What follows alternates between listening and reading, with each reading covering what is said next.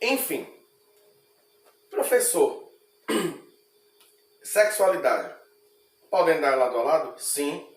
Às vezes é até benéfico.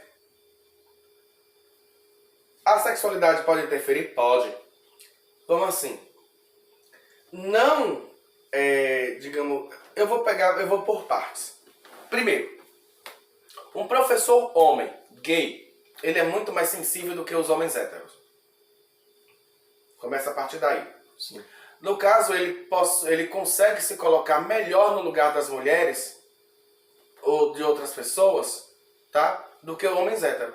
Homem hétero, normalmente, ele não pensa muito com isso aqui, não. Pensa com outra Enfim, vamos deixar para lá, né? Vamos deixar subentendido aí na cabeça da público, população. do público. Mas, enfim, o que é que acontece? Eu me preocupo em sala de aula. Menino, aprenda. Menino, preste atenção. Menino, preste atenção. Menino, cala a boca, criatura. Preste atenção. Menino, abre o livro. Menino, abre o caderno. Menino, já copiou. Menino, só vai pro intervalo depois que copiar.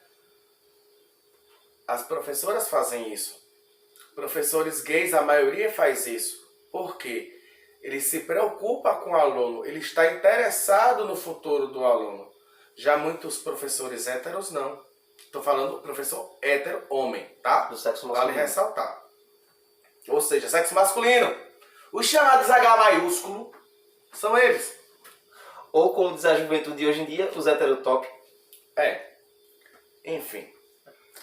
Eles chegam, vomitam o assunto, né? Debutem lá. Simplesmente blá, blá, blá, blá, blá. Agora você tá interessado se o aluno aprendeu? Tá nem aí. Não quero interromper sua parte não, Então, mas... o que é que vai acontecer?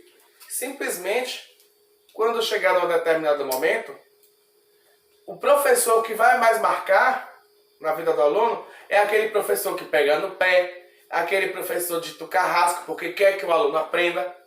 E esse aluno vai ser o quê? Simplesmente vai ser alguém na vida. Engraçado, Acla, é que a gente fala desse profissional, né, que é a profissão que gera as outras profissões. Sim.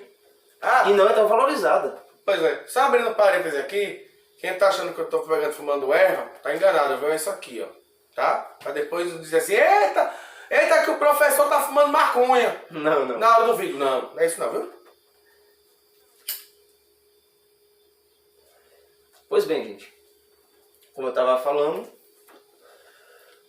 é uma profissão que gera outras profissões. Porque um médico, ele não é um médico se não tiver aprendido A ler, escrever, calcular, ler, interpretar.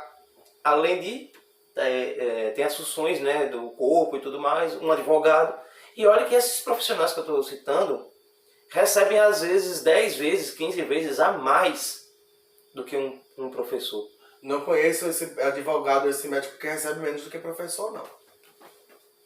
E olha lá, defensor público ainda ganha bem, hein? Sim, advogado, defensor público, juiz, promotor. Então até às vezes uns candidatos, que não vamos falar nomes, recebem 10 vezes, 15 vezes a mais. E sem contar que tem candidato analfabeto, viu? Não vamos citar nomes, tá? Fica subentendido. Não estamos aqui defendendo nem partido político, nem algo do gênero. Antes que vocês achem que, porque estão se referindo ao ex-presidente que começa com a letra L. Não. Nem estamos defendendo tão pouco o atual presidente que estamos tendo. Certo? Que é uma governança assim Meio enfim, deixa pra lá, né? não vamos entrar em detalhes sobre política nesse vídeo, né? Vamos falar sobre os profissionais. Principalmente os profissionais de educação. Quando a gente for falar de política, pode ter certeza que vai ser um assunto bem interessante, viu? Só observando. Eu, particularmente, sou nacionalista. Não defendo nem esquerda nem direita. Eu defendo o país. Eu defendo o que é melhor para o país. Nacionalista. Enfim. Uma outra pauta que a gente estava conversando, a respeito também da educação, é sobre o ensino, as matérias, né? Temos as matérias curriculares, né, como português, língua portuguesa, matemática, ciências em geral. Eu falo em geral para não falar química, biologia, Ciências humanas e ciências da natureza. Porque hoje está dividido em quê? Linguagens, que vem português, artes, filosofia,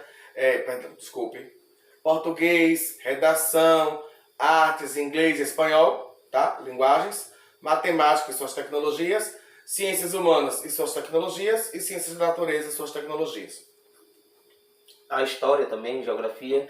Mas um ponto que a gente quer entrar, que já vai ser meio que um encaminhamento para o próximo vídeo, é sobre o ensino religioso.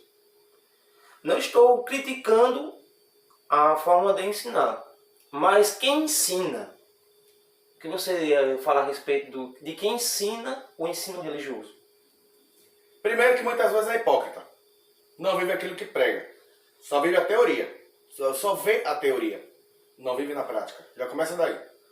E boa parte das vezes, os profissionais são de alguma religião. E são fanáticos religiosos. Pior ainda, ô raça. Ui.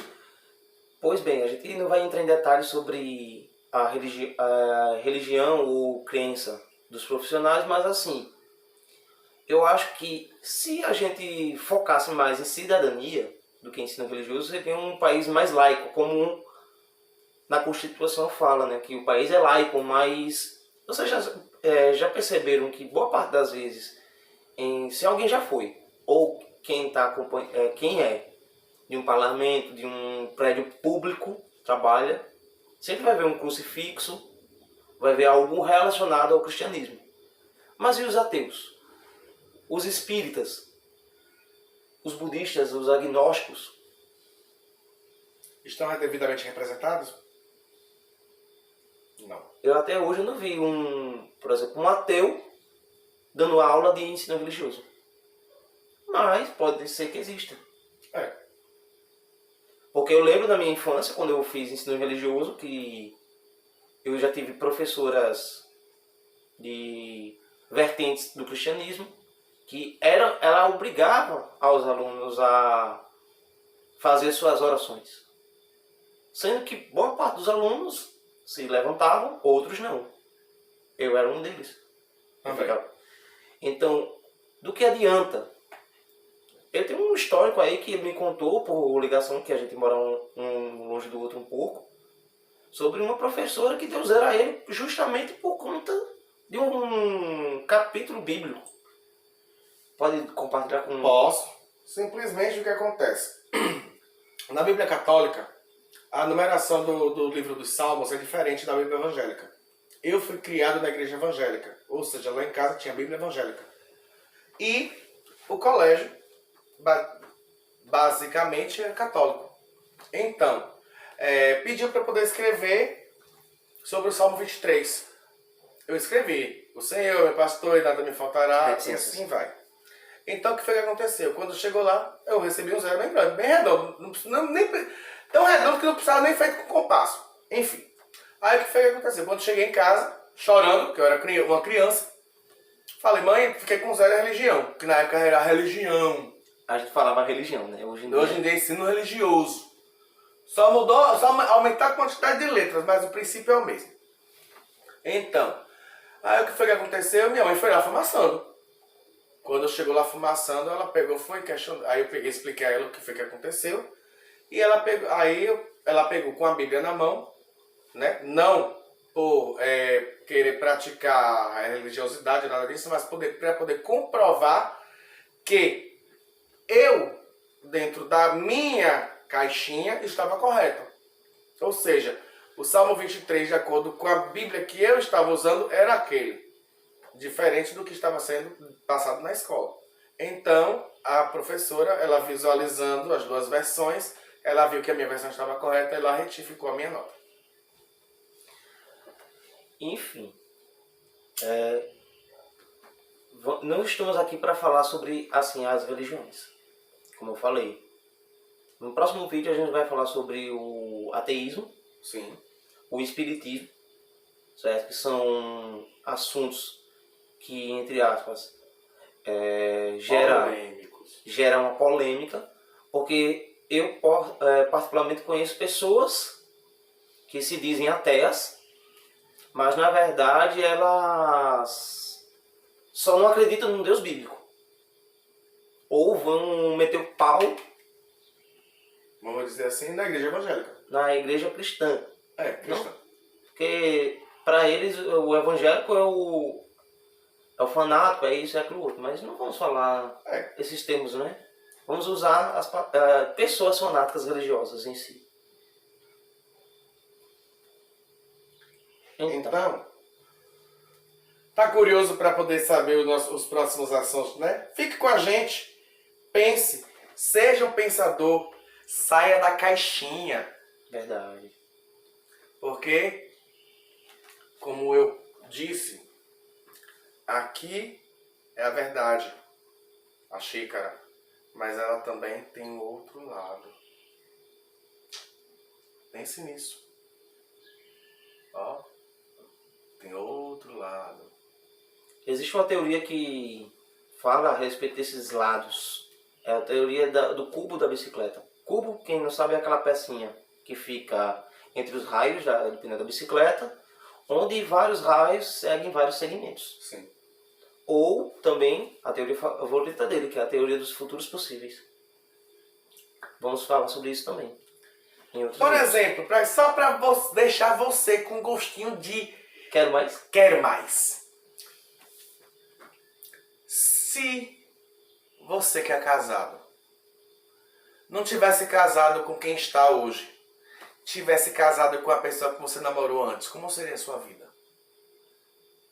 Se você não tivesse feito aquele curso, que você batalhou, que você peitou muita gente para poder dizer assim, não, vou fazer aquele curso sim, e não tivesse na onda de família, na onda de sociedade, como seria a sua vida? É isso. Quer saber mais sobre a teoria dos futuros possíveis? Fique com a gente. Daqui para lá tem mais coisa. Agradecemos aí a sua visualização. Um grande abraço e até a próxima. Tchau, até a próxima. Valeu!